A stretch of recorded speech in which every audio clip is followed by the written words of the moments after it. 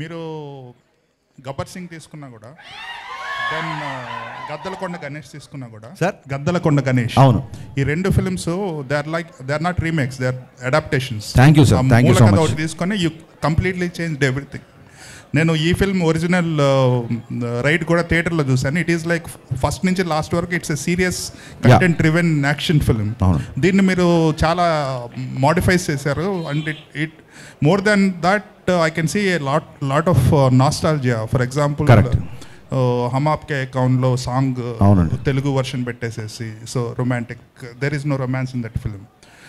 So I think lot of people are thinking that it's a remake. Probably it should be told as an adaptation.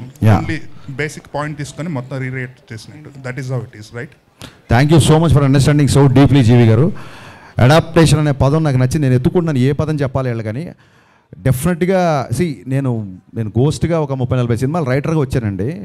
So writing అనేది నాకు పెద్ద అంటే నాకు చాలా ఇష్టమైన పని. సో సొంతంగా రాసుకోవడం అది ఇంకో రైటర్ని గుర్తించినప్పుడే కదా మనలో రైటర్ ఏంటో తెలుస్తుంది. సో నాకు ఒక కథ విపరీతంగా నచ్చింది అనుకోండి, సంవత్సరానికి అన్ని లాంగ్వేజ్లు కలిపి మోర్ దెన్ 100 ఫిల్మ్స్ వస్తాయి.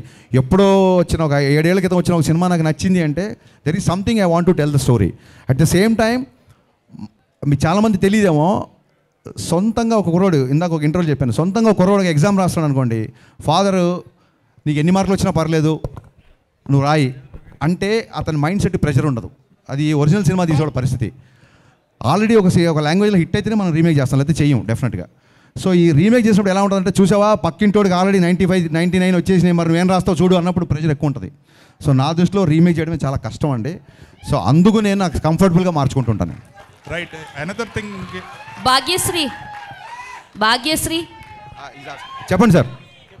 ఇంకోటి, బాలీవుడ్లో మనకి రైడ్ ఫిల్మ్ కానీ రీసెంట్గా వచ్చిన కిల్ కానీ మొదటి నుంచి లాస్ట్ వరకు they just stuck with the content. కానీ మన తెలుగులో అటువంటి ఫిల్మ్స్ ఎక్కువ రావట్లేదు. అంటే ఇట్స్ వైస్ వర్స్ ఆల్సో. జనాలు కూడా అంత ఎంకరేజ్ చేయరు. సో ఆ సిచ్యుయేషన్ ఎప్పుడు మారిద్ది అనుకుంటున్నారు? Where extremely content driven films. Sir I think there are lot of platforms for extremely content drivens అండి. అంటే నా ఉద్దేశం అంటే I'm sum of all I have met అని ఒక ప్రాబ్లం ఉంది ఇంగ్లీష్లో.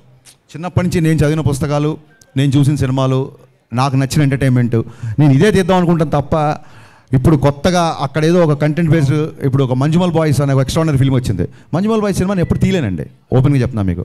అది అతని డైరెక్టర్ ఫార్టీ, అది అతని స్ట్రెంత్.